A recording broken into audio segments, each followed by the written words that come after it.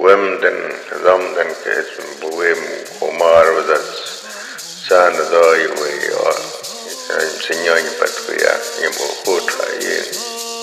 We need to be very, very careful, especially when we lose our identity. There won't be no more services for us. Well, just like the non-Indian out there. You're tuned in to the Resilient Podcast. Thank you for joining me. My name is Lena, and I'm from the Fort Yuma Quechan Nation. Joining me today is Ramiro Marquez. He is the owner of Red Moon Ale House, and he's also a member of the Quechan Nation. Welcome. And it's funny because it's actually pronounced Ramiro Marquez. I'm a junior. That's you um, got to roll those R's up in there. yeah, I'm half Quetzal and half Mexican. My dad was from Jalisco, Mexico. And I grew up with both sides, being Mexican and Quetzal, and I grew up on the reservation. Yeah, I can super relate to that. Like I'm Mexican and Native, and like I don't know how did you feel about that when you were growing up? So did you find that being mixed, like people treated you differently? Oh yeah. It was definitely different.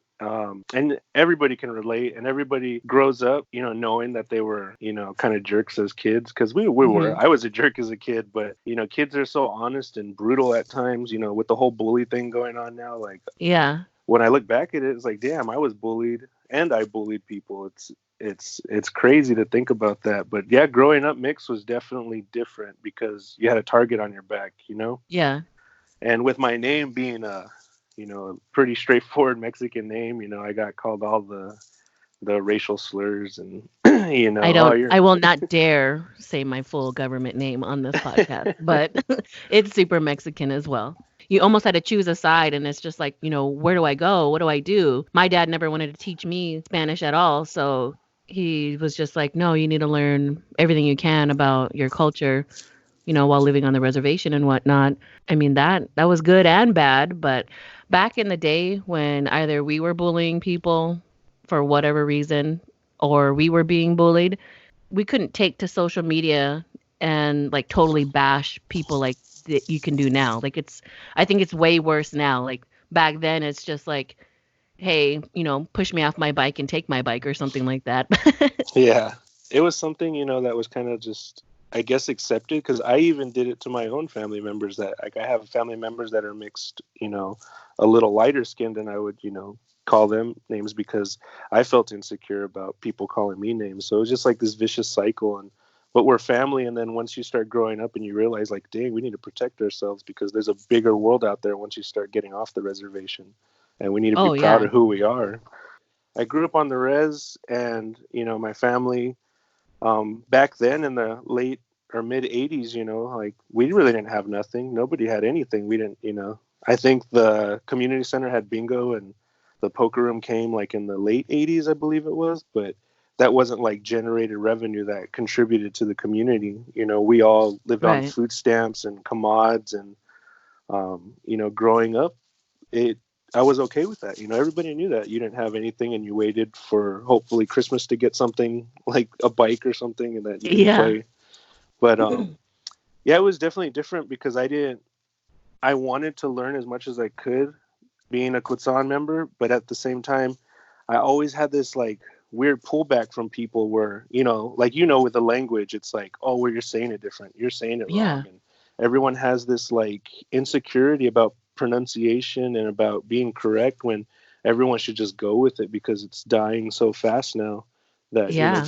growing up, I wasn't, really taught it. And it's not anybody's fault because it's the same with my Mexican side. My dad spoke Spanish to me all the time, and I kind of refused to learn it just because I was stubborn and I wanted to, be Quetzal. Like, I know I'm native, I need to learn Quetzal, but I never learned Quetzal, and my grandma speaks fluent Quetzal, so it's just, it is my fault. But I always had that tug of war growing up, Yeah. trying to kind of find my identity because I had people trying to like make me ashamed for being Mexican, and as a kid, I kind of was for a second, but when I started becoming like self-aware of myself, I was like, why am I ashamed of my family? Like, I love my Mexican family. I love my dad, with all of my heart. And his unconditional love kind of made me the sentimental sap I am. Like, if you know me personally, I'm a big teddy bear. Like Yeah. I hug everybody, I give everybody a kiss. You know, I always because you That's never good because know. not a lot of males do that these days, especially, coming from the reservation. Like, you're not taught that. You don't cry, you don't hug, you can't be like all sentimental, like you said. Like, people will make fun of you and, go on, get out of here. Yeah, yeah, exactly. And I was kind of on the res raised like that, like, oh, you're a wuss, you know, like, oh, toughen up. And it's just like, well, I'm just being real with my emotions, and it doesn't mean anything other than just like being okay with how the situation, turned out. It was tough going to schools because I'm a product of divorce. My mom and dad, to this day, don't have one memory of them fighting in front of me. They knew Oh, they couldn't wow. handle it, and they split. Mhm. And they each found significant others that they were, so they found, somebody that they live their lives with, and that really like shined a light on how I perceive, soulmates and marriage. It works for some people it doesn't, and that's to each their own. But Exactly, yeah. because of that split, I moved to LA for a little bit with my mom, and I was the only native in this school. And I remember it because I used to get picked on a lot because I had really long hair. Especially, this was early 90s, like 91, 92, when I was in Mhm. LA. And they to them, Native Americans were, Disney characters, and they were in history books. They weren't real, so when they see me, they're like, Exactly. oh, you're an Indian. I'm like, yeah, I'm not from India, but yeah, I'm Quechan. It's on, yeah. They're like, well, what is that? I go, that's my tribe. Such this, lack of education in the US because all natives are a skeleton in the closet that they, kind of wish to avoid. So Oh, when for I was sure. out there, I got, like picked on because I was an oddity. And I got a nickname and I ran with it. They called me hippie because I used to wear a lot of tie dye because my mom was into rock music. So I listened to a lot of Jethro Tull and Zeppelin Uh-huh. and a lot of ska too, like Untouchables. So my music was like far away from any what the kids were listening to. And then I'd wear these tie dye shirts because my mom thought they were cool. And I, was like, all right, whatever, I'll wear them. So I got this nickname hippie, and I'm like, yeah, I'll just roll with that, instead of Yeah. them calling me like Chief or, Squanto or something. Quick story. So my mom always backs me up. And when I went out there, they would try to make me pledge allegiance to the flag. And I just felt weird about doing it. And I don't know why I was just being a little ass about it. So I was like, no, I'm not going to do this. This doesn't feel right, because we didn't do that back home, and it was different to me. And I got in trouble for it. So my mom came to the principal's office, and um, she just told me, like, if it makes you feel uncomfortable, just go along with it. It's not a big deal. I'm like, all right. She's like, but I don't like it either. Yeah. She's like, if you feel uncomfortable like this, let me know. So all right. So here comes Thanksgiving, and they want me to participate in the Thanksgiving like play that we had in our room. And I remember it because kids were running around going, oh, and acting like Oh, wow. native. And I was like, Indians. yeah, I was like, this isn't right. I was like, I don't want to do this. And I made me feel real bad. Like Uh-huh. I felt like I was a cheap, prop to them. So I refused to participate. And I think the teacher was just real annoyed at me because she didn't know how to handle me because I was actually real. And she was teaching all these like things that she was told to teach. Like, you're supposed, this is what the Indians gave pilgrims. And they Textbook, had, yeah. yeah. So when I like fought against it, I got sent to the principal's office again. And here comes my mom. And my mom's furious by this point because she's like, all right, you're going to make my kid, conform and assimilate to your flag. That's fine. This is America. But this is where I draw the line. And the Yeah. principal had kind of thought he had a little backup from him and the teacher, and they were going to make me, do what they wanted and participate in their school What are you gonna curriculum. be, the fucking mascot there? Like, come on, really? Yep. And then my mom came in guns blazing, like, you guys have some nerve. I can't believe you're trying to make my fucking son do this. You know how insensitive this is. I have a good mind to go here, go. And I just watched her rip them apart. Like, hell yeah. Wow. And your And I mom never, looks really mean, but she's nice. She's nice, but she looks really mean. She's just like that stoic woman.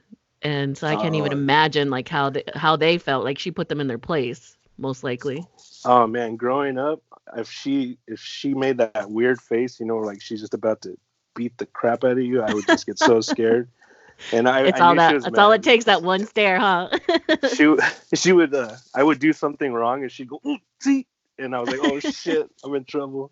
She would just get so mad at me because I would do dumb things. But at that moment, she was mad at them, and I was just so proud. And she's like, come on, And she's like, I should take him out of school. I'm gonna take this to the paper. Like, she just went off on him, and Yeah. she took me out. And she's like, how are you? I was like, I'm okay. She's like, you hungry? I was like, yeah. You want to go to Wiener Schnitzel? I was like, heck yeah. So like, she made me feel good because she left work and then told work she's not coming in, backed me up, and then we got to hang out. It was weird growing up over there because again, going back to the Mexican thing, I had a lot of Mexican friends there that were Hmm. like 100% Mexican, spoke Spanish, but none of them wanted to talk Spanish to me. And I was like trying because I didn't want to lose it because my dad had taught me. Yeah. And they were just wanted to be so American that they never spoke Spanish around me. And I would go to their houses and their parents were just straight Mexican, wouldn't speak English. And it's like they were embarrassed to be who they were in, at school or in, America. It's crazy because it made me think about being Quechan. It's like, yeah, so when my mom and dad split, my dad actually got me and my mom got my sister, but I was so torn by being away from everybody that, my dad had a hard time dealing with me because I was getting depressed. So he came to a deal with my mom where he would get me and my sister for the entire summer, and we would spend the year, going to school or wherever my mom was at, Uh-huh. and that worked. So that kind of like, he had us for holidays too. So he always had us on Christmas. Like Christmas was never a big thing for me. I knew there was no Santa since I can remember. I don't know if that's a bad thing or a good thing, but on the res, it's like Santa really some Yeah, I old know. bearded white guys coming down Come and onto eat. the res. How is he gonna get inside? We don't have a chimney. Yeah. How's he gonna get past the res dogs? Like he's gonna Yeah, get chewed up. exactly. As far as like your parents, they split up. Like, what was it like? Oh yeah. No, well my stepdad had a good refrigeration job and my mom was at the beginning of like dealing poker but she worked long hours, like graveyard. So my sister and I we kind of like looked after each other. My Yeah. sister was with me. She's 2 years younger than me, and her and I kind of kept ourselves out of trouble. And but it was like we were just a middle class family. When we had things, my mom, would treat us. I was really big into comic books, so she would take me to the comic book store. And we weren't the richest. Like my dad, he worked really hard for what he had, and he worked in the supermarkets. He used to work at Thrifties, King's Market, Bash's, Food City, and he was very well known in the community because he had a really big heart, and that's where I learned a lot of my business from and how to conduct myself professionally and how to really work hard and dream really big because he would Oh, always wow. So you support were me. learning this at a young age. Yeah. So you had Yeah. some good role models. Oh yeah, definitely. Even though they're not always there and they're not together, I knew who my parents were and they were very strong role models in my life. And they have their flaws just like everybody else. Everyone has Yeah. flaws, and I would also take those into consideration because they would never hide it from us. They knew who they were and they knew they weren't perfect. So that kind of let me know I wasn't perfect, but it's kind of a slippery slope because it also gave me a lot of freedom and um, op- opportunity, I guess you'd say, at a young age when I shouldn't have had it. Like I got into a lot of Opportunity as trouble in what? to What get kind into of trouble? trouble to indulge in recreation that probably got me in a lot more trouble, but it made me grow up real quick, Like dealing with recreational alcohol. what? Like were you drinking? Were you smoking pot? Like what were you doing? Yeah, I mean, it was around on the reservation like at a very young age. I mean, I can remember it so clearly, and it didn't seem like that big of a deal. I think I remember tasting my first sip of beer probably like at 6 or 7. Okay, I wanted you to go first, so I didn't. You wanted me I to didn't. tell my so like 14, 15 is when I started like going to Mexico where we could drink and like started skipping school here and there. And then I got moved schools from the school in the res, San Pasqual, to Yuma High. So yeah, so when we were in LA, we moved back because they opened a casino out here and they wanted my mom to run the poker room. So Mhm. she made How old were the. you then? I was 11, 12. I was just gonna start sixth grade. Is that how old you are when you're there? It was crazy because I had gotten used, to where I was. So now I'm coming back from going from one native being in school, and now it's all natives because I'm in San Pasqual. Natives are Mexicans, and Yeah. I get there and it was cool and it was strange at first because everyone's like cousin, cousin, and I'm like, all right, who the hell are Yeah. you people? Everyone's coming up to you. I think I remember around that time too, because like you were the only one wearing like tie-dye clothes and things like that. At the time, I had been listening to like ska and punk and rock, and when I Okay. got there, and like you said, you know how like everything was around, so um, my mom was there, but and it's crazy. You think about your parents' age when you're that kid, and my parents were younger than I am now and had me, you know. And Uh-huh. I'm like, shoot, I'd still be partying too. So my mom came back and she was partying, and she wasn't around. So me and my sister ended up getting into, you know, our own trouble. Yeah. And that's when, you know, weed was accessible, alcohol was accessible. I remember the first time I drank, and it's funny because my family will probably listen to this and they have no clue. My cousin Fan gave me a 6 pack of Bud and was like, "Here, slam it." And I slammed it. I got to the third one and threw Oh up my all over God. my brand new You were shoes. trashed. Yeah. And oh, I'll never forget it, like how gross Budweiser tasted. I think it still tastes kind of gross. It's so nasty. Like every time I go back to the res, like they're just like, "Oh, what do you want to drink?" It's always Budweiser, and I'm like, "No." Sometimes it's Bud Light. And I That hate to taste. sound like a beer snob, but it's like there are so many other beers out there that Oh, actually I am taste really now. good. Yeah. Now I am. You can't get me to drink those things. And But when you're younger, yeah, that's what you have. yeah, it's what you have, what you can get. I mean, this is fuck 93, 94. So, I mean, there isn't much around that in craft beer sense that was easy to get to. You know, this was like, oh, I'm going to take some out of the fridge. Yeah, hopefully nobody will notice. So, you know, like we talk about going to Mexico, everyone thought I was older. Like, and I was only like 15, 16. So, my dream was to own a skateboard company because I skated. And, Yeah, um, I always thought you were gonna do something, and I always thought it was gonna be along the lines of that. yeah, I tried it and I had my ups and downs. And there was a time when I had my moment and I hesitated. So, growing up skateboarding, you know, I have to give credit to my uncle Monty. He's the one that I seen skateboarding, and I always thought he was so cool because he was jumping over shopping carts. He was doing, and I was just like, man, that is just rad. And it was synonymous with punk rock music. I was in punk rock music at that time. I was like, this is me. This is my identity. This is where I fit. So, you know, I had the colored hair and I was skating everywhere, trying to skate everywhere. But on the res, there's so much dirt that like spots were so far in between. Me, Mikey, and Jarrett would walk like miles just to get to some concrete. And then we'd skate and then we walk more miles. Um, so, yeah, in high school, you know, skateboarding became a thing. And I remember I got my first skateboard, our real skateboard, in the mail from Monty. He was in Minnesota. And at that time, we were sharing a Nash board, which Jarrett had, and it was like a Kmart board that was like super cheap, and all three of us were like trying to share it. Uh-huh. And I got a real board, and we put it together, and we were just like stoked. We're like, oh my god, like we're gonna get good. And we built a ramp, and we started Oh, you guys skating were gonna get hard. good with just one board. That's so awesome.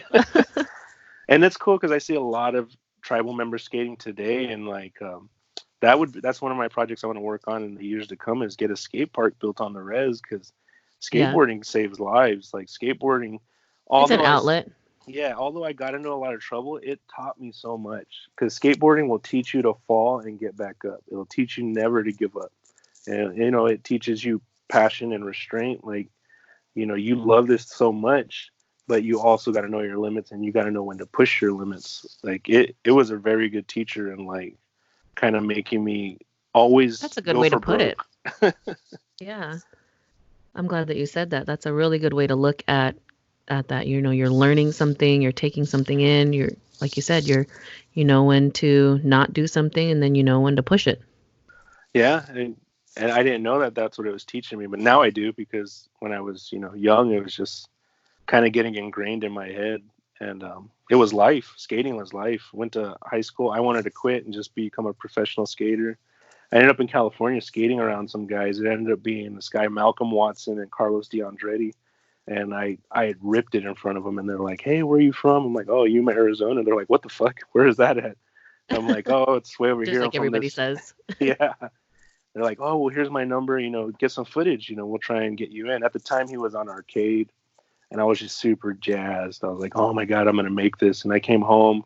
I was doing really bad in school, and um, at that time, I went to Kofa, and when I was at Kofa, it's such a culture shock because Kofa isn't that far from San Pasqual, but Kofa actually had guidelines you had to abide by. Like, I had 47 absences in my first period class because I was on top of the hill, smoking and skateboarding, but I was making grades. Like, my GPA was up there, and I Uh-huh. did all the work, but I didn't want to go to class. I was like, nah, I'd rather go skate. Like, I'll do the homework before I go to sleep, or I'll just copy, or not copy, but like I'll use somebody else's notes, study for a test, and then just pass it. Like, I just like wanted that to be done with already, and I wanted to get on with skating. And eventually, I finally got made the decision to leave Yuma. My uncle Monty came down, How and old I were you just then? 18, got my Indian money, and hooked my parents up, hooked my sister up, and bought a little shipbox car, and just went up to Minnesota with the rest of my savings, and found out real quick how fast that money goes. Everybody finds out. I wish there is somebody that's just up there teaching kids like, hey, save your money, do Save this, your money. invest your money, and Exactly. and everybody says it, and everybody agrees with it because now that owning a business, they should invest their money. They should hold on to it and figure out what they want to do because that's a good lump sum that they can. But Um, nobody knows that. Like if your yeah, parents don't know that, like when I don't know, how much did you get when you turned 18? Do you I remember? turned 18. Yeah, it was like 19,000. I think I got about 30, I want to say. Damn. How much Something older am I like than that. you? I'm 37. I was born in 82. I'm 36. I don't know. I think I want to say I swear it was like around 30,000 I got. It might have And been different because I know exactly what it was for. I just know it was over a land settlement, and then they put it in CDs for us as kids. yeah, so we But had that, and then the tribe, the casinos had been open for quite some time, so then we got whatever money from that. So I want to say it was around 30,000 that I got.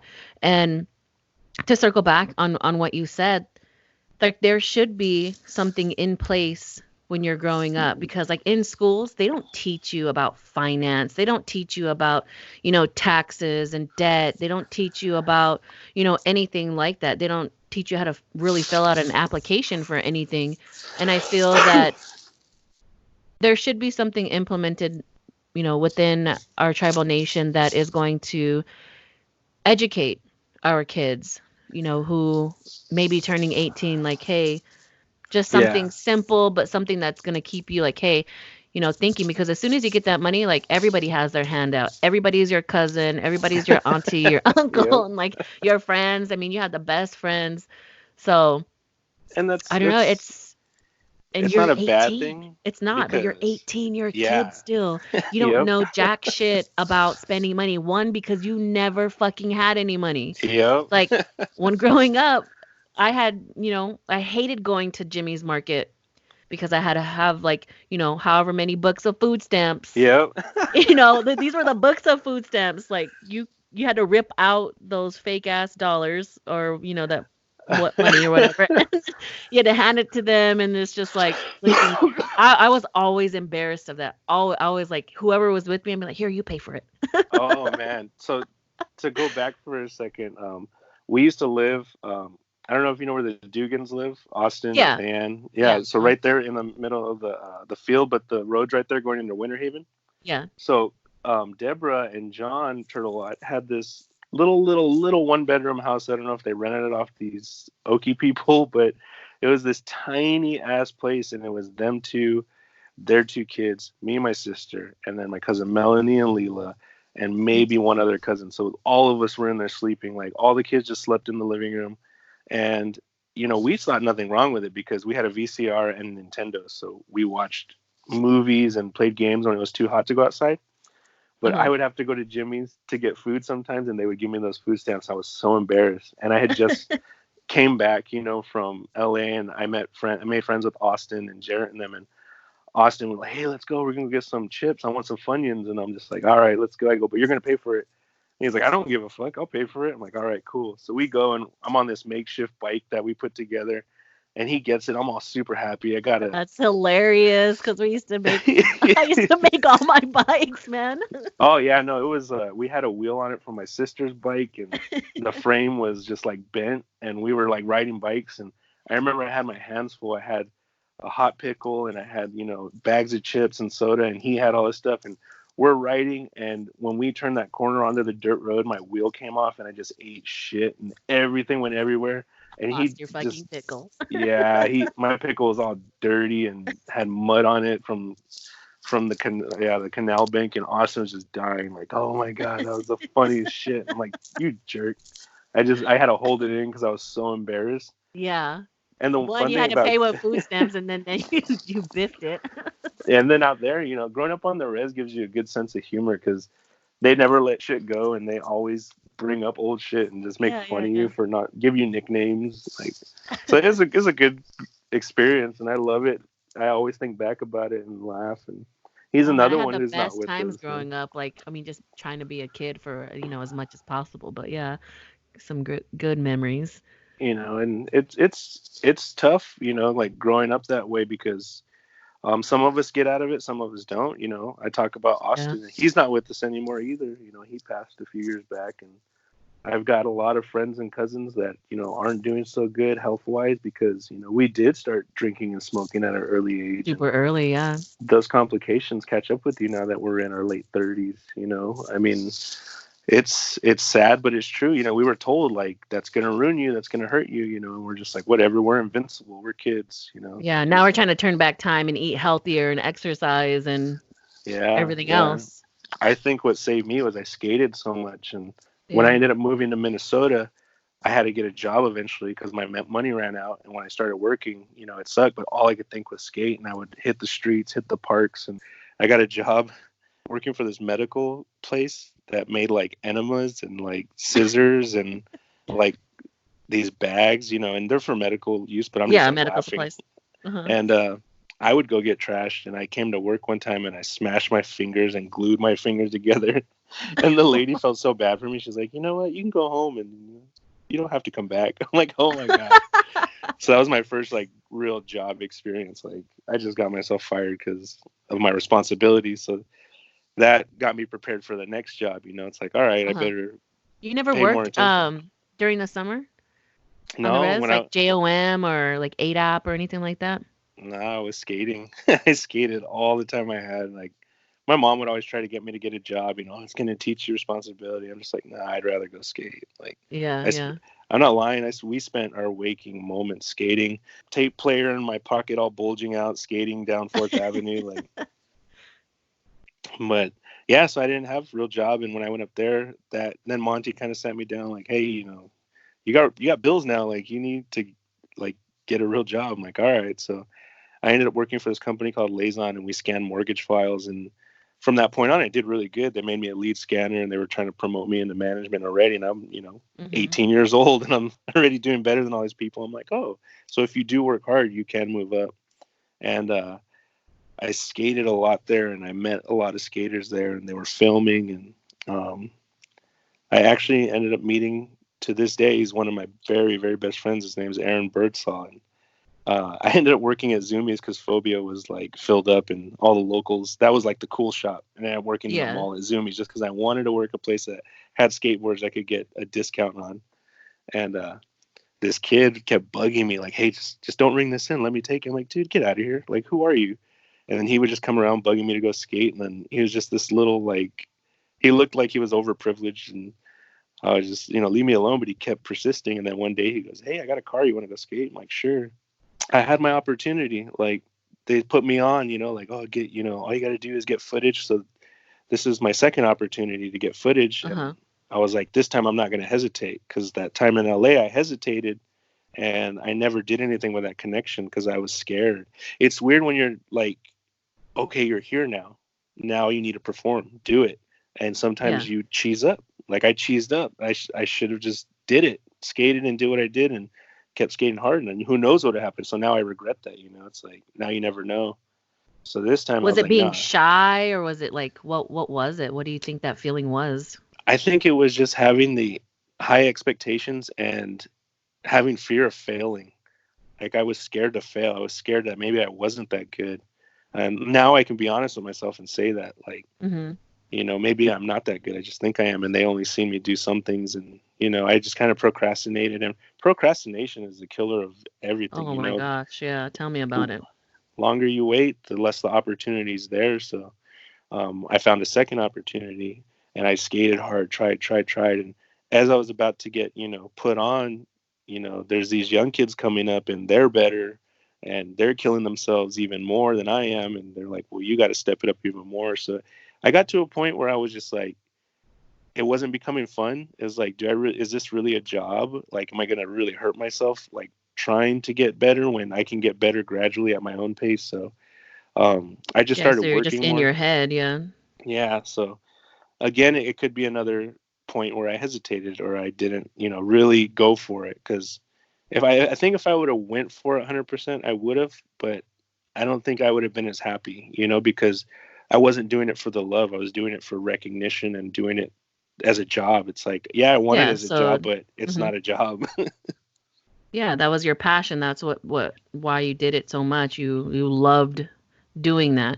But now that it came to something a little bit more serious where yeah, you said you can get the recognition or you can start to go places and whatnot. Now it's just like, do I want all that? Yeah, because I mean, I still skate to this day. Like, I love skating. It'll never leave me. It's like, it's one of those things that it's always in you. And even when I'm driving around and I see like cement bricks or gaps, stairs, I'm always thinking in my head, skating. It's just like this disease you can't get rid of. I'm always looking at obstacles that I can grind or, skate over or smooth surface, like, or just even rolling around some like hills or something. It's just so fun. Yeah. Okay, so decided that you were gonna start or keep working and whatnot. So what did you do, after that? Like what age were you around this time? So I was in Minnesota from 18 to 21. And while I was up there, I ended up working three jobs at once. So after that, I was like, all right, I'm going to save some money so I can get a car and, do the whole thing. So I worked at Liaison, and then I worked part-time at Airborne Express, like filling these bellies of planes with mail and pushing these C4 crates back. And then I also worked at the skate shop on the weekends. So I did that for like almost a year. Oh Man, I was wow. burnt just working hard and saving money. Well, Mhm. during this time, I get a call back home that my grandma is going to have to go undergo a liver transplant. Like, her liver's done, and she might not make it. Mhm. So I'm like, great. So I told my uncle. My uncle's like, yeah, we're going to have to go back. I go, no, but I want to go back for reals, for reals. He's like, man, you got to do what you got to do. I'm like, all right. So I made my peace up there and used all my savings, and I came back and I stayed with my grandma. And, to me, I was like, I need to learn this language. So I Mhm. sat with her. I was just trying to like absorb everything I could. I'm sure she was like, God, you're annoying, because I was trying to talk to her, and I started picking it up and I started learning it. And that's when I discovered that, I think people stop because they start getting embarrassed or they feel that there's not enough support, there's not enough people do it.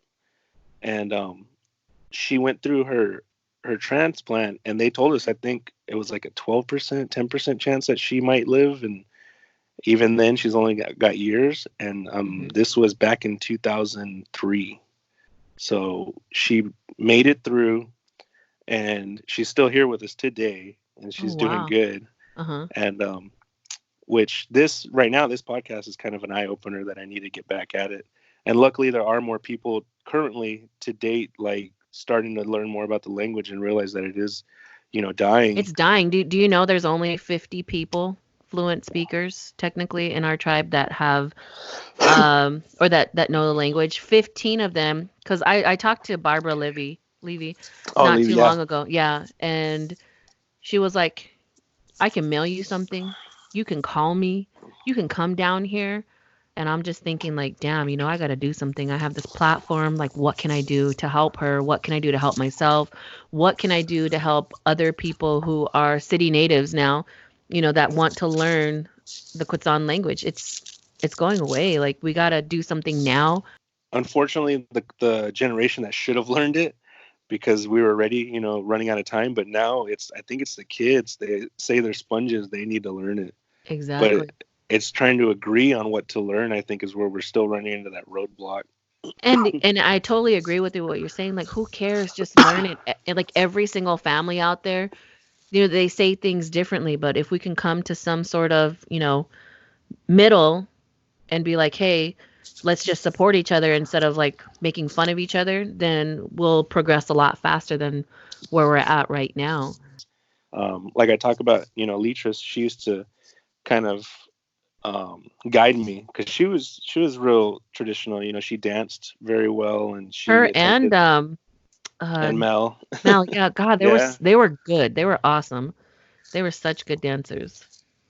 And Leatrice would always give me, grief, like, hey, you need to learn this. Like, Mhm. she would talk about the ceremonies, the funerals, with Dougie and Norman. And she's like, that's part of the family. You're going to have to do this one day. I'm like, no, I don't want to do this. Like, I don't want to have to be at the cry house if I don't have to. Yeah. And she would always tell me, like, you need to sing, you need to dance, like, you need to pick up a gourd. And I'm just like, me being a punk rocker, I'm just like, nah, I don't want to do that. Like, that's for you guys, not me. But, I do regret it. I wish I did. And I wish I knew a lot more than what I do know. And it's Yeah. never too Imagine how late. far along. Yeah. Yeah. Yeah. Imagine how far along we would have been by now. We could have been fluent. I haven't lived on the reservation since I was 18. Like I took the first chance I could get and I took off and I never went back. I plan to go back, um, but not right now. Yeah. And So everybody comes back. yeah. It's almost like a Stephen King movie, Yeah, everybody right. comes back. And it's Ooh. not a bad thing. No, And it's not at all. It's just different. It's so much slower there. Like internet, we don't have internet. Everybody needs internet these days, and it's like kind of sketchy on the res still. Like, so it's just a lot different. I've it's always felt like I was a city person inside, so I think that's why I stay out this way. Yeah, it's funny because there was a point where I wanted to run for council, and you have to live out on the res to be on council. Hmm. And the one thing that held me back from being on the res is the internet. It's like I just can't live there if there's no internet. Like, geez. And there was all these hopes about Oh yeah. fiber optics, and Uh-huh. yeah, I was just like, nah, the internet. If I got to deal with mice coming into my house from the fields and all that dust, like at least give me internet. That, and if you live out there, you have all your family members coming by all the time, which isn't a bad thing, but can be kind of annoying. Yeah, and then So, they want to use your internet if you have it. yeah, And it's only like uh, 2G or something. I love it. I gotta put my man Charles on blast. Escalante, Mike Titan. Oh He yeah, my cousin. oh yeah, he gives me so much shit. Oh, it's because you drink that Yuma water. You think you know everything. I'm like, just shut up. He's like, nah. He's like, it's because you went to Kofa. Like, he was always one of the ones that always gave me a hard time about being No, in trust Yuma. me. Yeah, I heard that shit all the time because I went to Yuma High and he was like, he would always say something similar to that. And I'm just like, whatever. Yeah, but it was all love. Like, he would always just like, we'd be talking about tribal things, and he's like, oh, you don't know what you're talking about. Remember, you don't live on the res. I'm like, oh my god, don't be that guy. So I was gonna say, so now you're back on the res. You're what are you doing? Are you working? Are you skating? Like what is it that you're doing that's leading up to where you are today? Yeah, it's crazy because every step I took in my life kind of led me to where I am, and this right now too is gonna lead to where I want to go eventually. Because I've always had like a clear cut plan. Hmm. Um, yeah, and I'm skating a lot, but the thing that deterred me is I started partying a lot too because I was in my early 20s, and at the time, I was very healthy. It was the closest I ever got to having a six pack. Right now, I'm about 50 pounds overweight, but I was super in shape from skateboarding, and I had a lot of friends, and Hey, round is a um, shape. yeah, it's not the best shape for skateboarding, but it's a shape. Yeah. But so I started partying more, and I got away from learning what I should have learned with my grandma, and I still spent a lot of time with her as much as I could, but now I'm like, oh, I'm young and I want to do what I want to do. But now that I'm home, my dad's here, my mom, and around this time, my mom moved back to California with my stepdad, and my dad had um, a few more kids, like, and then my mom eventually had another kid. So my family grew, you know. Okay. So it wasn't just me and my sister anymore. I had two little brothers and two little sisters now, and I eventually found my way into music. I always wanted to get into music, like, because I had been around it. I'm a huge, appreciative person when it comes to music, and I've never had the courage to do it. and I used to DJ, and then I started writing my lyrics. And um, Charles, Mike Titan at the time, was really big into hip hop, and he was an MC. And I was like, oh man, I'd like to do that, but I don't have the guts to do it. So they started Yeah, having him and open mic. Kane, that's who I hung out Yeah. with when I was little, and like we would all rap. I was a rapper back then. Oh, nice, nice. I didn't know that. Yeah, we used to rap. Yeah, man, they like I watched them. They were just on one. Like they were to me untouchable. Like that. Like that's real. Right? And I And they started were hearing just like how more. you were with your skating, that's how they were with their music. And Yeah, like everybody knew exactly. like them when we were growing up. Like that's what they did. Mhm. And I got heavy into it when I was in Minnesota because there was a lot of MCs up there, and I started spinning records up there. And when I came down, my vinyl collection started growing, and I started just kind of throwing instrumentals on and letting other people cipher. And eventually you're like, well, I got to get into it. So I started getting into it, but I was super cheesy, just like everybody is at first. Yeah. And You got to find your way. I eventually found my way into his crew, and he didn't like it at first, but he eventually accepted me. And we had this super crew called Cerebral Arts. It was a really good time. That was another passion I had, and it got to the point where it's like, damn, one of us is going to make it big. And Charles was very close. I eventually started a punk rock band, a punk rock hip hop band called Kamikaze with my friends, and that kind of started making way. And I'm just doing this. I'm working at Round Table Pizza. Now my mom's like, well, go deal. And I'm like, I don't want to deal. Like subconsciously, I've kind of hated gambling because my mom was a huge gambler, and she Right? still is. Like, Uh-huh. that's in a lot of tribal people. They like to gamble. But There's nothing else to do. It's like yeah, that's drugs, true. drink, gamble. If you have a casino, like what else are you really going to do? So me and my sister always kind of hated it, but she wanted us to become poker dealers because she knew it was a good job, especially for Yuma. So we took the classes, passed, and started dealing poker. And sure enough, man, I made a lot of money dealing those 3 years, the first 3 years. Mhm. And it was like having my per capita all over again. I had all this money, and I was partying and buying everything for everyone. It was ridiculous. Like I think back at how much money I should have saved. Yeah, money management is very important when it comes to your lifestyle and business, like now I'm learning that too. It's a big thing I'm juggling now, but I have help, from my partner.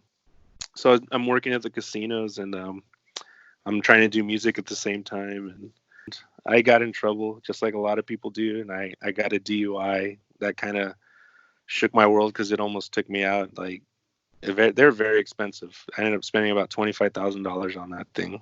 Damn. Yeah, and it rocked me hard for years, and I stopped drinking for 2 years because of it, because Mhm. I hit somebody, and I could have killed somebody if not myself. And it's a very eye opening thing, and it's like, well, where are you going with your life? And it made me reflect, like I'm just partying way too much, and I'm taking you know You too don't give much a for fuck. granted. Yeah. Yeah, I was thrown into jail for this, and when I came out, my dad was right there for me, and it Mhm. made me cry so hard because he brought my little brother. I felt like I let him all down. I was just like, I take that with me. I try to be the man that he is, and I try to make him Mhm. proud in everything I do. And Yeah, projecting the positive things that you learned throughout your life or with him, those experiences. shoot, so how old was I? I can't even think. 24. Yeah, I was about 24, 23 years old when it happened. So And you're I getting out of was jail for your DUI, trying to figure out how you're going to pay this 25K or, whatever other mess you got into. What did you do next? year breathalyzer, 2 years of schooling. Like I had to do all this stuff. So, I was sober for a good 2 years almost. And Mhm. luckily, my managers at the casino, because I didn't have a felony, they were cool with it. So I worked on work furlough. So I would do my time, go to work, and then go back in. And um, I worked hard to like, all right, now I'm going to save, to get a house and just get back on track. And Mhm. also, I got to mention at this time, my sister's with me. I'm very family oriented, and my sister also worked at the casino, and she was on hard times, so she stayed with me. And together, we eventually saved up money and bought a house. And we bought this nice big house together in the foothills, and we're doing good at work. And Oh um, wow, I didn't know that.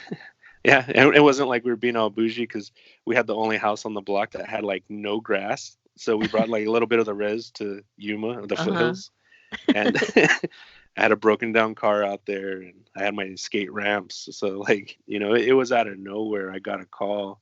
Me and my sister were driving to Brewers, and that was mine and my dad's spot. We would go there once a month to eat lunch, and we would just catch up. Cousin Tony called me.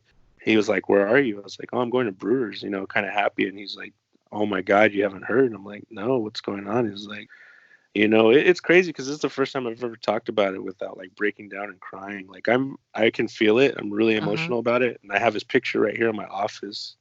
Dude, you need to come over to San Luis right now. I'm like, you're scaring me, dude. Like, what's up?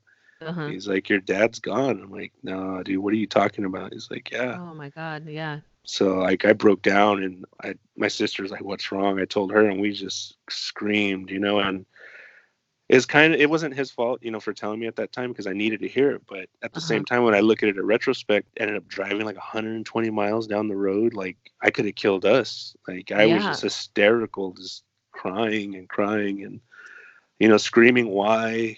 And I think about it. He's probably looking after us because I don't know how I controlled that car. I had that pedal down the entire time, and when I finally got to San Luis and broke down and just started throwing up, and I couldn't believe it. And they took me over to his house, and my brothers were there, and they were young. They were only 8 and 11, I think, and my little sister is like 5.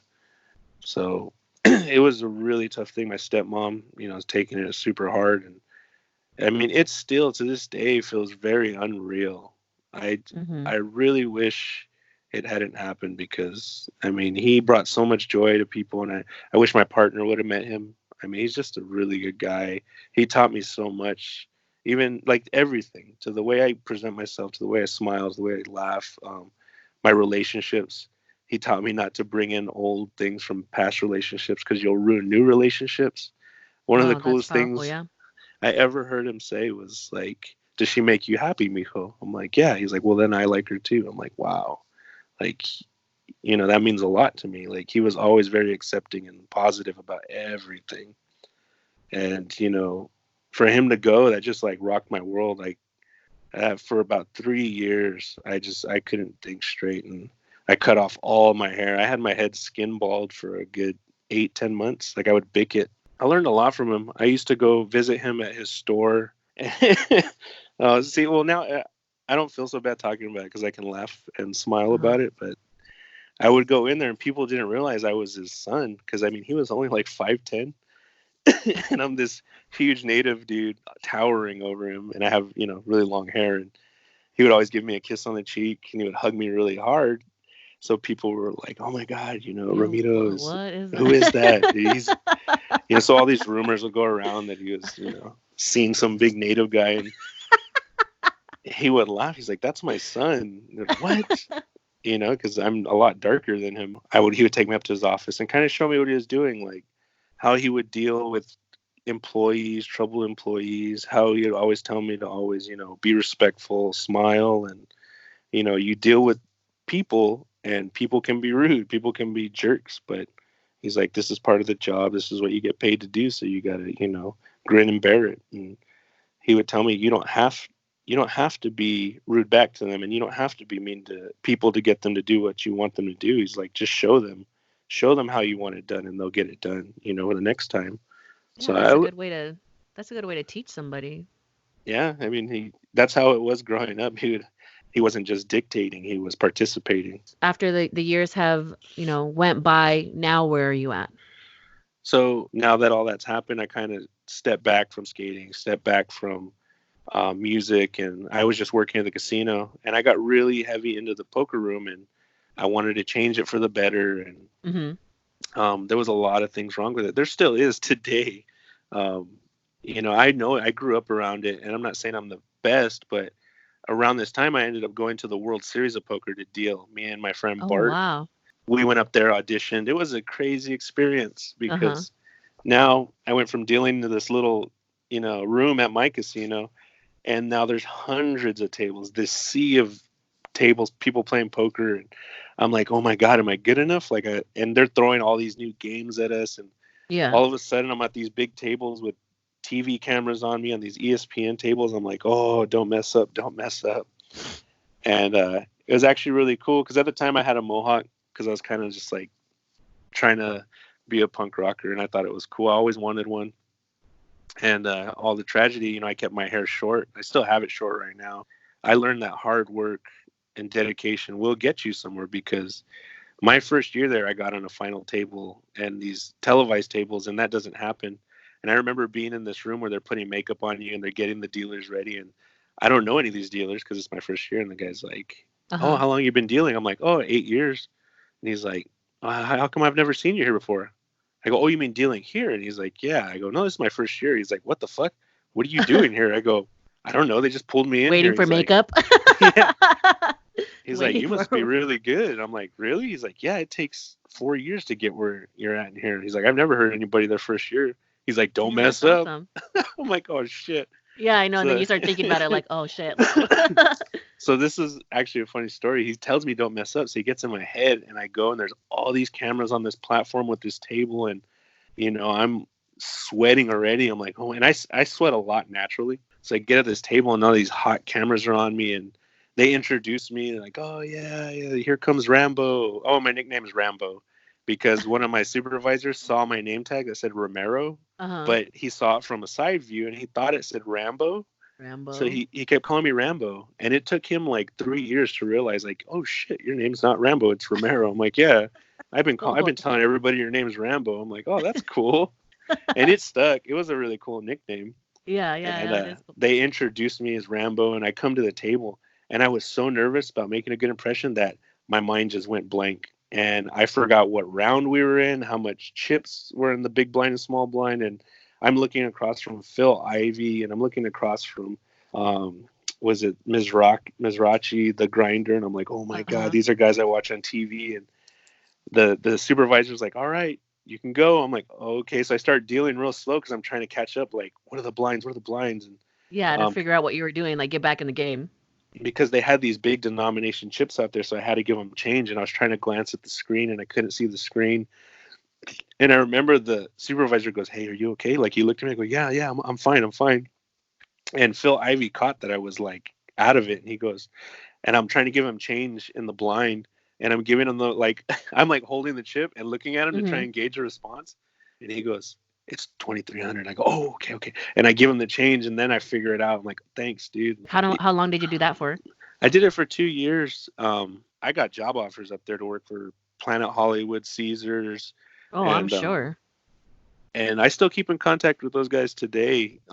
Danny Mack and they are Chris Gowlick. He was amazing supervisor. They always tell me, you got a job up here if you need it. And they gave me letters of recommendation, which they told me they never give anybody.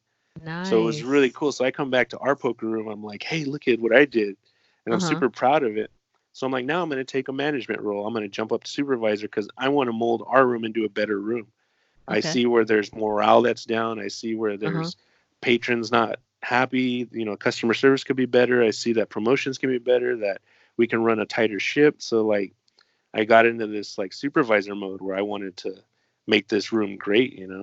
I ran into a lot of roadblocks, and I went to the council to kind of pitch my idea, and long story short, they put me in a succession plan, and in the end I didn't get a lot of the support that I should have, and it wasn't totally up to the council, it was totally up to the casino to give me the reins and to give me to let me do what I needed to do, because the Yeah, council the did their part. permissions. Yeah, Yeah. the council's like, give this guy his experience, let him run with the poker room because we believe in him. But it was ultimately the casino that didn't do it. The directors in the casino and the higher up at the casino, they just didn't believe in me. I don't know if it was because of the way I looked. I had a mohawk and a beard, and I'm younger, and I'm tribal, and it's sad to say that being tribal will hurt you because they don't think we're competent enough. It's sad. Our own people sometimes don't believe in us, and Exactly. And that's so it horrible. Like you send us away or we go to get all this experience, like education, whatever, job experience like you have had. and you have the credibility, you have the knowledge, whatnot, but then you come back and it's just like, hey, no, we don't believe in you. Like that's a Yeah. huge like shot to the not only your ego, but just, being where you're from and not having that support like you need, and that's all you want. Yeah, exactly. So, it was a little discouraging because I fought for it for years and years, and I was showing them numbers, but I took those lessons to where I am today. I was about to get moved up to management, and then they got a new director who claimed to have poker experience, and he didn't know jack. Like he fooled me for the first month or two, and it sucked because the rest of the poker room that had my back, some of them seen it and were just like, oh well, he fooled Ramiro. Like, that my support kind of dwindled over time because I wasn't given that proper position to where I could have made the changes that I was promising. So I was losing, faith in my people, and then I was getting disgruntled because I could see it was going nowhere. I could see I wasn't going to get the support I needed, and it sucked because it was from my own people that I wasn't getting the support. So at this point, I'm with who I am now, Colleen Grunwald Davis, and she's this little punk rock German girl that I met, and she had Where did you seen meet me her at at? show. Oh, we actually met at Strummer's. I was performing. She had a boyfriend. I had a girlfriend at the time, and we weren't thinking anything of it. We Uh-huh. were just met each other. And she was real respectful with her boyfriend.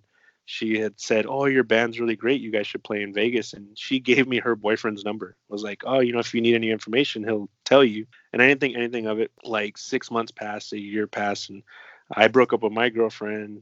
She had broken up with her boyfriend, but I didn't know that, and she didn't know that. And I saw her posting something on Facebook, and I liked one of her. To this day, she calls me a stalker. I like I liked one of her pictures, and it was just like an innocent picture about I think being at a show or something. And she had messaged me like, "Oh, hey, you should. It's been a long time. I haven't seen you at any shows." I'm like, yeah, I'm not doing the band thing right now, and because of my dad had passed. She's like, "Oh, well, you should bring your girlfriend over, and come hang out." And I was like, "Oh, well, I'm single, but I can come hang out with you and your boyfriend. I don't mind." And she's like, "Oh, well, I don't have a boyfriend." So Oh, we you kind had of to throw said, that in there, yeah, just to see like, yeah, hey, where you at right now? yeah, Hey, girl. yeah. So we ended up dating, or we went on a date and hit it off, and been with her ever since. I asked her to Oh, be wow, my girlfriend congratulations. on Halloween, actually, because we're both really big Halloween fans. Was it when you were with her that you came up with an idea to like try to open up a restaurant, or because like what Yeah. was the day like? Do you remember you got out of bed and you're just like, I'm gonna fucking open up a bar or whatever? Her being my partner, she hears all the things I go through at the casino. I'm constantly she's my rock, and I'm the same with her. She has issues at her job where the big one is micromanaging. So that Yeah. would happen to me a lot at the casino. I would set the rules, do it this way, and then my director would come and go, "Nope, we're doing it this way." It's like, "Are you serious?" "Yeah, I want you to do it this way." It's like, "No, you're making me do it wrong, but I have to because you're my superior." So we would like talk about how we would run a restaurant, or not a restaurant, but how we would run a business. How we would treat our employees. Uh-huh. If we had that power. So she has restaurant experience, I have management experience, and just being who I am and how I want to run a place. And she is like-minded. So the day it happened, we were just drinking a beer and talking, and she's like, "Wouldn't it be cool if we owned our own place?" I'm like, "Well, yeah." So originally it was, she's like, "You should open up a skate shop." I'm like, "Yeah, Bordertown was around at the time."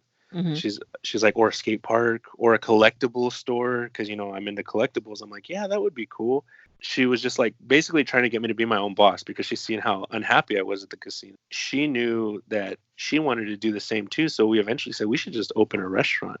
And they talk about restaurants. Restaurants are really hard, and I'm finding out that Yeah. they are, but it's still not. It's not impossible. We started, formulating and formulating, and she's like, "Yeah," and I'm just like, "Well, I don't know anything about a restaurant. I don't want to jump into a restaurant. I'd rather, do something else like a collectible store or skate shop." And as the ideas went more and more, and every year we go to Vegas for punk rock bowling, and where we've met all kinds of amazing people up there, and I would take them, the group that we would go, I go, "Hey, we got to go to this place called Insert Coins." They're like, "Why?" Because they got all these video games. Like, I love video games. Like, you could sit there, drink a beer, and play Super Nintendo, or you can go on a cabinet and play, Golden Axe or Galaga, and you can drink beer. Like, that was my main thing. I was like, you can drink beer, dude. Yeah, you And can like, drink and have fun. Like, so we get in there and it was all neon and like impressive. It's like an arcade, and it took me back to when my dad used to drop me off, mhm. at Pinball Plus or the Lion's Den and Golden Q. Like, Golden he would just, Q. yeah. It was Those just, are the days, yeah. it was always my mom and my dad, like, here's $20, and like, go play video games. And you would go into this like sea of other people who love games, and it was all about notoriety, like, like who kicked whose ass and who can get the high score. And it was just a cool thing to do. And it brought me back to that. And I'm like, but now you can mix beer in it. I'm like, Jesus, if I could eat here, I would just never leave. So that place eventually shut down, and we started looking for other places in San Mhm. Diego. And Phoenix Cobra had just opened, Yeah, and we were Cobra there. here. I remember we were there the first month it opened, and all the games were on free play. And I was like, this is so cool. Like, and we had already been talking about a restaurant. So Colleen and I decided, like, we should, make an arcade too. Like, that would be cool. And I'm like, yeah. So I was like, now I need to study this thing. Now I need to get one and figure it out, because there no longer exist companies that fix them for you or rent them out to you. Yeah, I was gonna So say, like, you have so many in there. Like, I had the privilege of going in there, like, when we got our little distribution.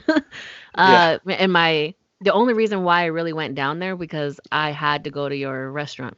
I had Oh, to go in there. I cool. had to see what it was like because I too, I love hanging out at a bar, with the friends and, having fun and whatnot. But I also love the fact that, if there's like old school games, like big ass, like, what do you call them? Oh, the The, cabinets. Yeah. yeah. So I don't know. I just thought it was so cool. And I'm like, man, I know him. That's so awesome that he's doing this. This is like so amazing. Like, I have to go there. I have to support. And being like where I'm at right now, like, as much as I possibly can, support locals, support natives, buy native only, that type of thing. I'm not into buying like super big fashion, you know, things that, these people are never going to support me or they don't care that I'm buying, their Gucci or Louis things or anything like that. Like, my money, my dollar is worth way more in the native community or the local community. So I really respect what you're doing right now. So that's the reason why I'm having you as a guest here, because I just wanted to know like what it was, like what made you say like I'm gonna have an arcade and a restaurant. Yeah. So nobody ever Yeah. leaves. And I feel the same way too. I think it's just kind of who we are. I used to buy all kinds of native thread shirts, even though I couldn't afford them, and they Yeah. would shrink on me. And you still try to wear them. Yeah. But anything native, I would just like grab at it. I would get so excited when I see native actors in movies and TV shows and music, and I Yeah, would and follow them. cartoons and Like, things like that. And it's just like that's what we could relate to. There's somebody brown with long hair type thing. Like, now the same thing with business. I'm learning all these other natives, like you talked about Tudor, and Tudor's doing his coffee and he wants to do beer and he's awesome. And I'm just like, dude, that's my cousin. Like, oh shit, can collab on stuff. And now you can work together. And I mean, you guys are making a huge impact on the community from what I know, like with where you're at right now. And especially that collaboration, if you guys can get that going, get that mesquite ale. yeah, That yeah, would be awesome. yeah. It almost feels unreachable, but you just got to keep fighting. If that's my advice to anybody, just keep Hmm. doing it, keep moving, because eventually you'll figure out how to do it. So I can say being native, kind of helped because there's outlet for us. We on our own started like, okay, where do we start? Business plan. Okay, let's figure out a business plan. Now, there are companies that'll do a business plan for you. There are research online that you can do that'll help you formulate one. Hmm. And fortunately, like years before this, I had taken an entrepreneur class out on the res that they had in the new subs, and I took it with my mom. My mom made me take it. I learned a lot from it, and I Who wanted to taught it? utilize it. I can't remember the guy's name, but it was a grant, and it was out there. There was like 20 of us that took the class, and Oh it was wow. really informative, Uh-huh. and it kind of gave me some confidence.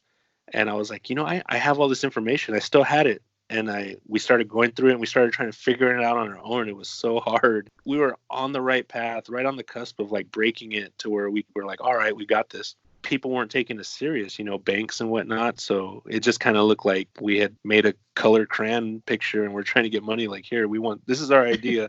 Can we have money?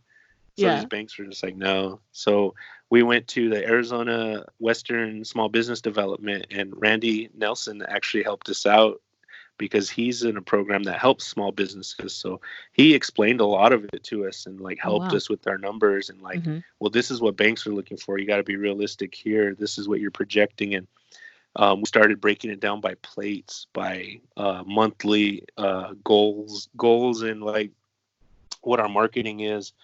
How much is rent, how much are utilities, how much is your overhead, how many employees, how much is tax, like everything, as well prepared as we could get, because we're going to run into issues, which we are now, and we're overcoming them because they get thrown at you. You just got to be Yeah. ready for it. Now that we have a solid plan, it's like, all right, now it's time to shop it around. And we had a little bit of savings, but nothing substantial that people would take a chance on. When we were given advice to where to go, it was given to me by Brian Golding, who I ended up butting heads with later on.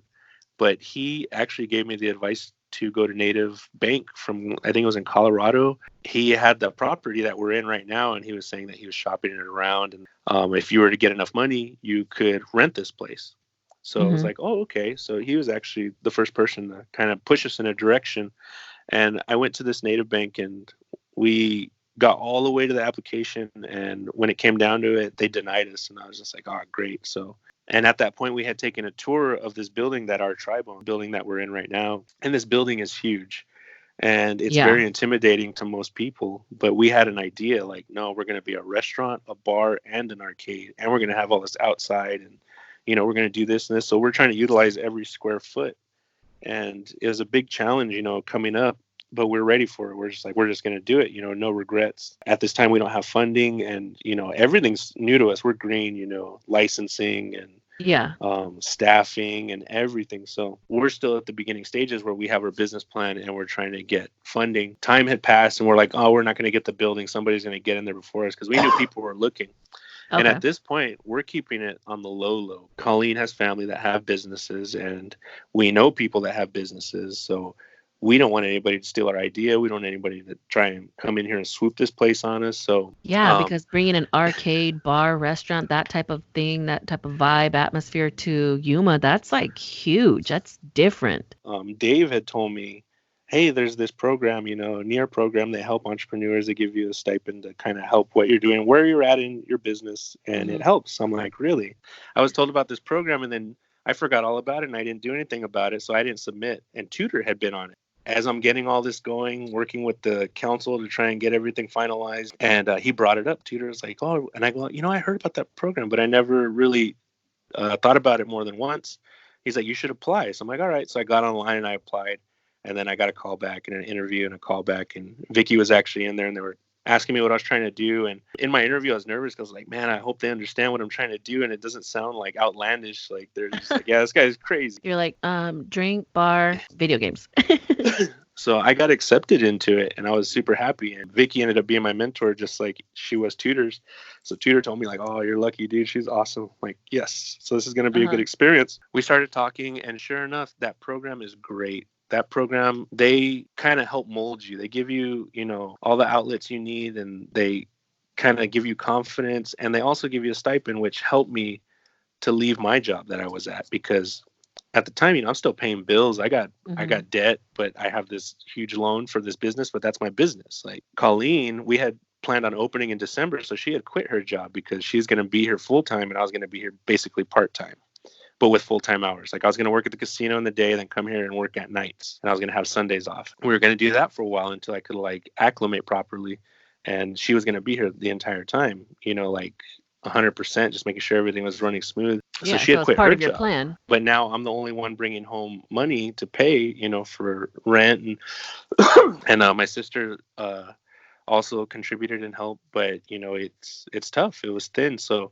the stipend I got from Near helped me alleviate that, and I was learning at the same time. But now I also had to do homework, deal with the business, and work with the council, and go to work and actually work. I'm doing all this, and this is another big blow in my life that has actually been kind of a thumbnail of terrible tragedies is in April, Colleen had been diagnosed with cancer. So my partner, and she didn't want to be out in the open about it because she's very strong and she doesn't want anybody to feel sorry for her. But it was a huge, huge surprise because, Wow, yeah, to your family, to your yeah, business plan, to life. we had gotten the lease, gotten the money. We're just waiting for everything to get corrected so we can get our licensing and open this business. And I'm working and I'm doing the near program. I'm doing all of this. We're out, just hanging out, me, her, and my Uncle Monty. And she just gets sick. She's like, "Hey, I got to go." I'm like, "What?" Okay. I never seen her like that. Sure enough, she had to have a procedure. They took a is that called biopsy? Where they take Yeah, a piece. biopsy. Yeah. And they came back and they're like, "Yeah, you have cancer." And it's like, "What?" No, that can't be right. Like, you guys are tripping. Yeah, That's check wrong. again. Yeah. Yep. And they're like, "I'm sorry." So that, before we had even opened or even started, we had to, come to a very big, fork in the road where she said, Hmm. "No, we're moving forward and we're going to make this work and I'm going to be okay." It's really, really scary because it is a stage 4, and she did catch it, and she's Oh doing my great, by goodness. the way. Uh-huh. In the near program, you work towards a pitch that you got to give to their board and explain your business. She helped a lot, like kind of mold our business etiquette and like our business plan, like how we kind of portray ourselves as business owners.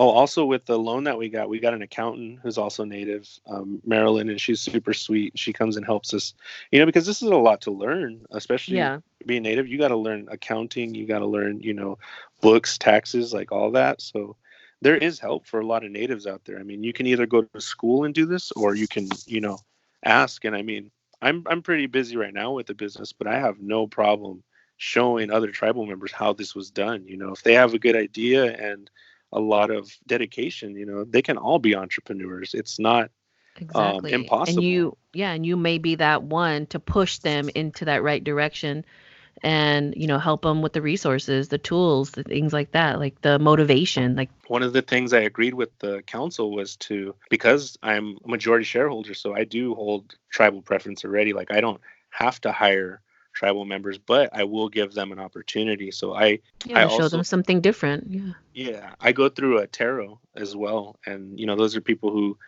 need a second chance. And I've hired a handful of tarot members, and some Oh, of them are wow. still with me, and they're really good workers.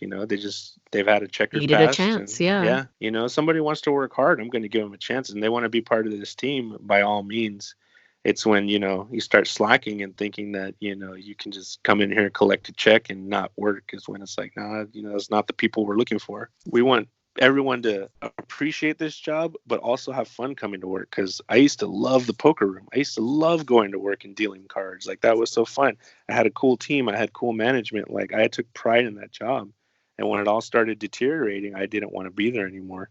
So we want to create an environment where people have a lot of honor in what they do here, and they feel like they're part of a team, and they work hard for each other, and they work hard for themselves, because now they can provide for their families, and they have a secure place to work where they know that they'll be treated with respect.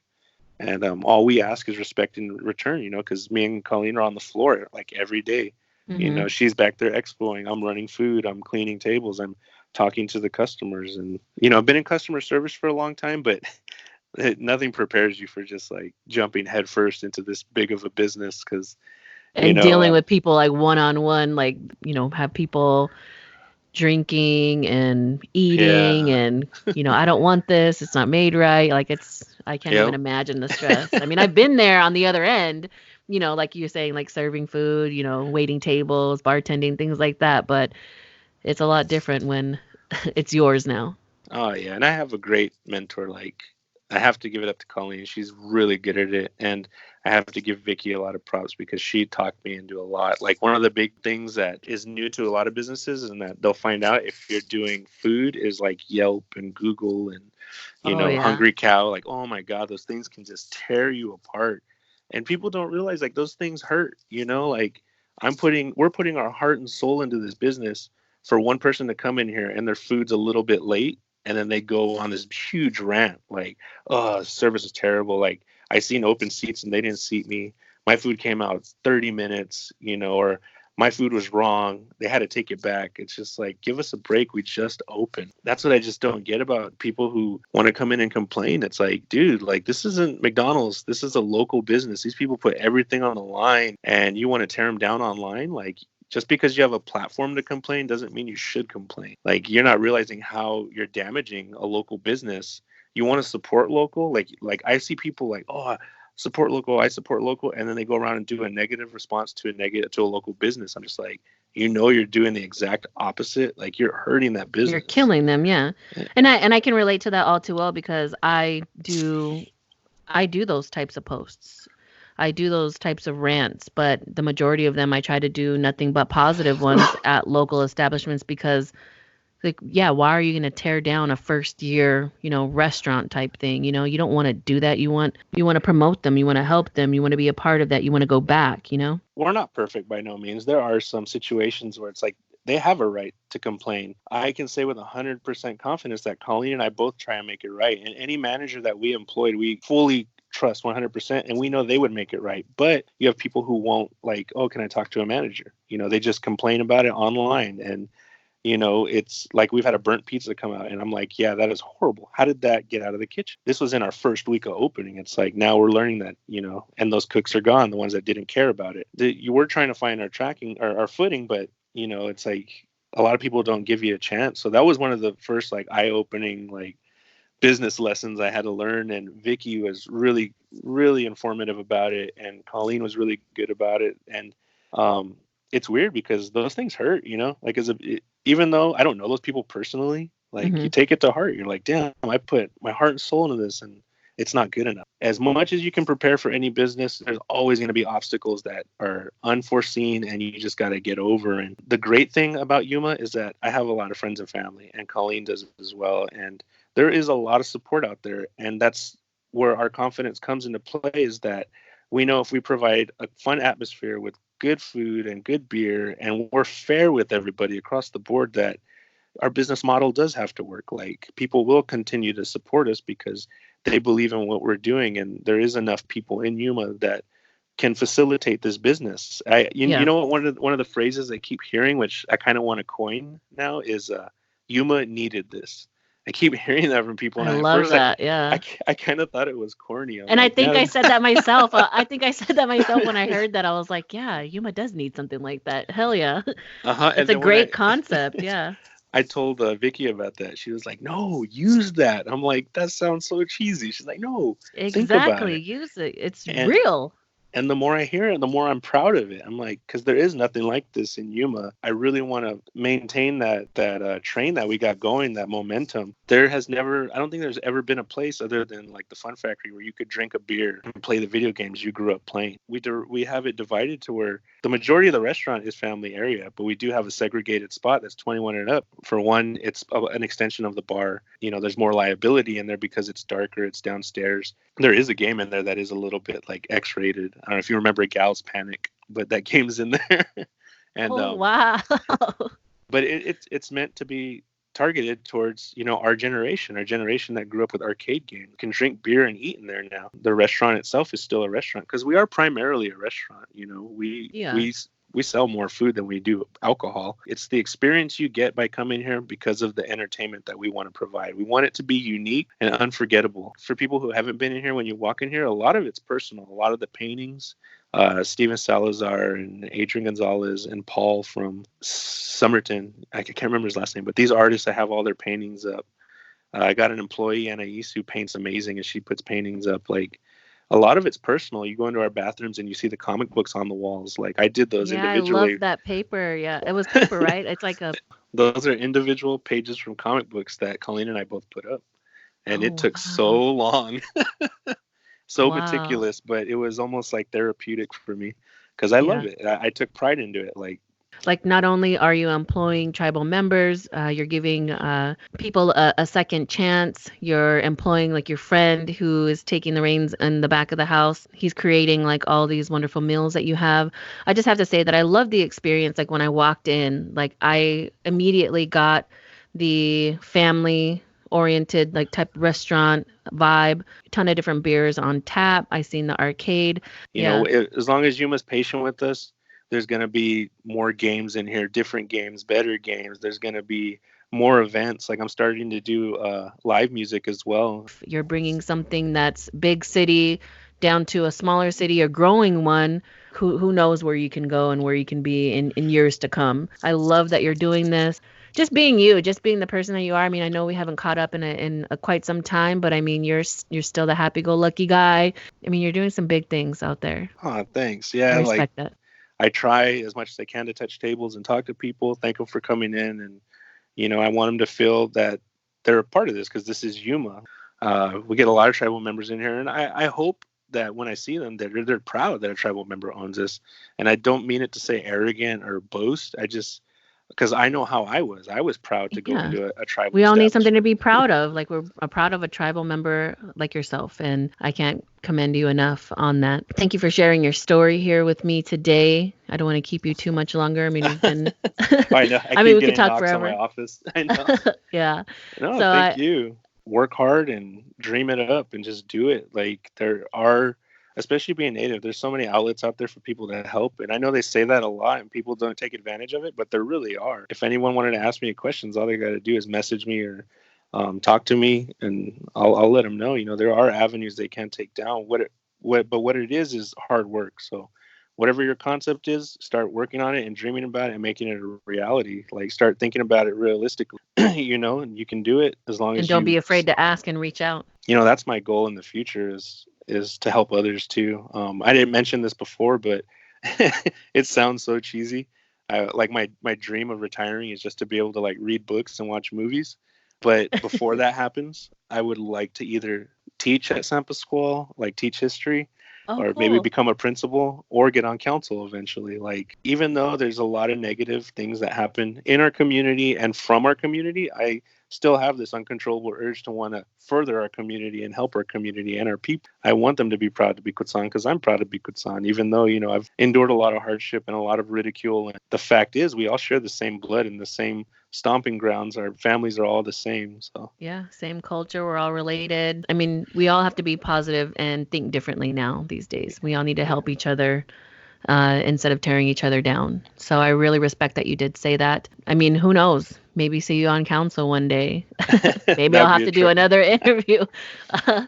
But as far as right now, that Thank part you personally for reaching out. I know you've been patient. yeah, for sure. Where can we find you? Oh, everywhere online. We have a website, redmoonalehouse.com, Facebook, Instagram. I appreciate you coming on the show today and telling us your story, telling us like how you overcame a lot of your obstacles and all of your life experiences to lead you to where you are now. If they just follow us on social media, they'll see all the things that we do. Yeah, step away from the res food and the Mexican food. Go have yourself a good dining experience, play some games, drink a brew, and Oh, have a yeah. good time.